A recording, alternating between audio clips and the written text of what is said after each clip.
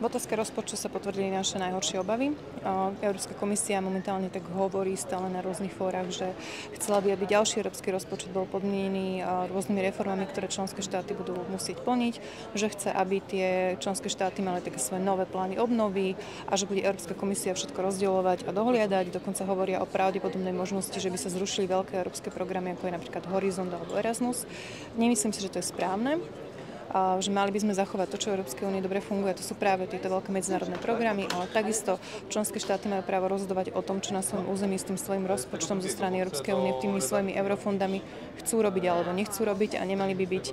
kontrolovaní úradníkmi Európskej komisie, ktorým povedia, že mali by sme urobiť nejakú reformu v nejakej oblasti, ale vtedy nám tieto peniaze vlastne pustia. Takisto sa hovorí, že tento rozpočet by mal byť vyšší, ako je ten súčasný, že by mali byť členské štáty potenciálne buď dávať do európskeho rozpočtu viac peňazí, alebo by sme mali nájsť nejaké nové zdroje, ako sú možno nejaké nové európske dane, ale všetko je to samozrejme vecou dohody a to uvidíme, čo nám tá Európska komisia nakoniec prinesie 1.7., aký návrh na ďalšie 7-ročné obdobie po roku 2027 nám bude prezentovaný. Momentálne to, čo počujeme, nie je to, čo sa nám páči.